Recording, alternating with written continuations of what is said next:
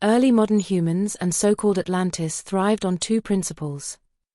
A. Harvesting of a seemingly endless working class, deployed like kind of robots across the world, this in the Amazon forest and possibly other tropical forests, where humans and biodiversity were able to thrive, based on sustainability in the carbon-agroforests they supported. That is also why all ancestral markers and the whole genome haplotype tree point to the Americas, and more specifically to the Amazon forest.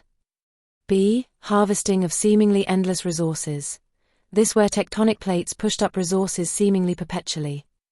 Even geological evidence for this initially points to the Andes, the Fertile Crescent, and more recently to the Mediterranean, especially to the North Mediterranean and some islands, where the African plate pushed up the Eurasian plate. The Mediterranean sample. The western part of the Mediterranean from Gibraltar to the foot of Italy was very resource-rich and convenient at the same time, and without too much geological instability. The source. So the elites from the Andes expanded or migrated also to the Mediterranean, but always providing themselves with their working class, again deploying them like kind of robots. Among the larger examples of these deployed species were Homo erectus, Denisovans, and Neanderthals, probably occasionally referred to as giants in the course of our human history. Only of the Neanderthals and Denisovans our scientists could sequence DNA of. Their whole genome DNA falls in a consequently important, but by consensus neglected class or haplotype, which scientists call haplotype B006.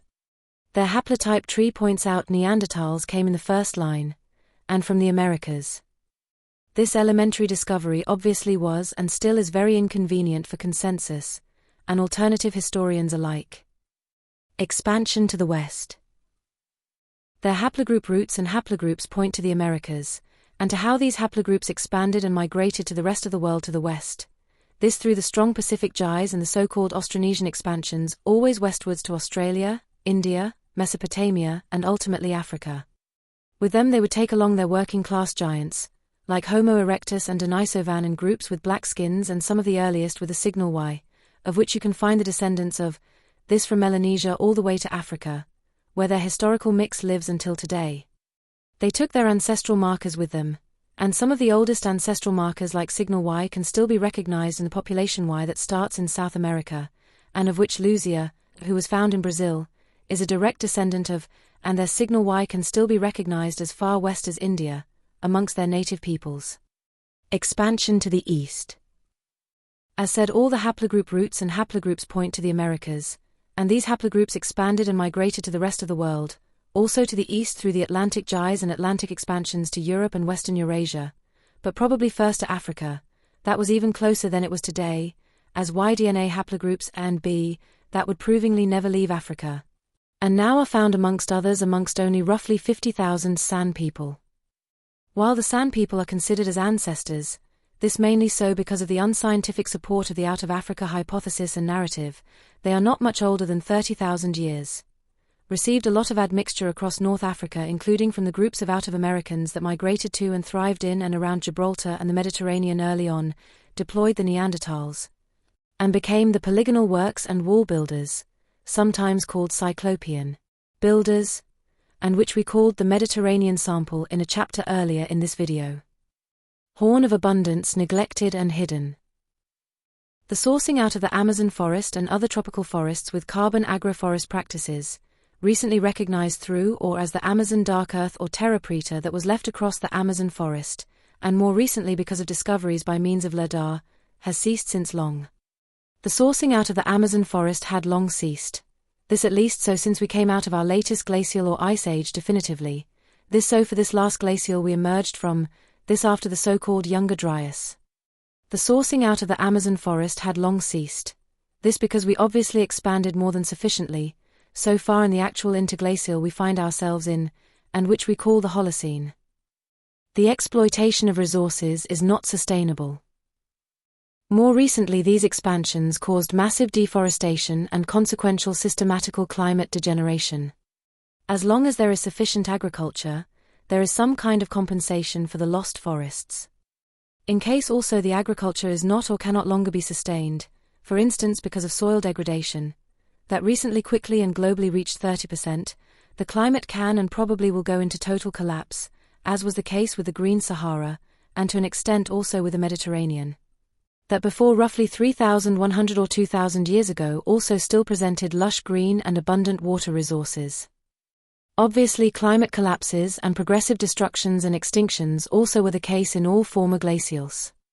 Another example of such irreversible climate degradation is in Delphi in today's Greece, one of the last places in the region where clear and abundant water sources still played a key role still after the Bronze Age collapses, exactly because of a degree of protection and prevention exactly by the local polygonal works. The collapse of the Mediterranean and the Bronze Age cultures went hand in hand with climate degradation and consequent diseases. Mediterranean thriving based on Neanderthal mining and polygonal works. Neanderthal fossil finds go hand in hand with the Aurignacian culture thriving and expanding, as such peaking between 47,000 and 41,000 years ago, and their consequent polygonal works. This from Gibraltar to Marseille and further on to Rome, and until the foot of Italy, only interrupted by mountains reaching the coasts. Involving eastern Spain, 1, Languedoc, 6, Provence, 7, Liguria, 8, central Italy, 9. With the earliest and latest Neanderthal finds in and around Gibraltar, which are the so-called Pillars of Hercules, obviously with the Americas and Atlantis to the west of them. Further also involving Cantabria, Spain, 2, and Pyrenees, 3, with the largest Neanderthal finds just south of them in the mineral-rich mountains of Sierra de Atapuerca, with La Cima de los Huesos, found together with even earlier ancestor like Homo antecessor, which is Latin for pioneer man, who displayed a flat face, curving cheekbones, and a projecting nose, all of which are similar to modern humans, and some of their supervising early modern humans or EMH. You can go on all the list with the principal sites of this Aurignacian culture thriving between 47,000 and 41,000 years ago and find all of them closely linked to Neanderthal sites and finds. If the Neanderthals really had been a free hunter-gatherers, as claimed by consensus and alternative historians alike, they certainly would not have been close to absolutely linked to these early modern humans of the Aurignacian culture. They would have thrived far away from these early modern humans, which would not leave prey animals and biodiversity in general untouched. As consensus touts, Neanderthals and other archaics would have followed and hunted prey, also more northerly, and even across Beringia, but it is clear they never came close to such not also by humans affected and or mined places.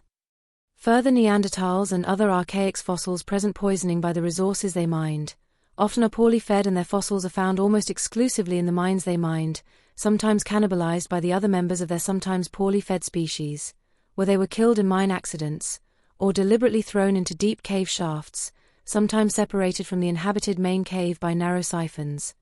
This most probably mostly to control stench, and possibly to not attract predators and scavenger animals.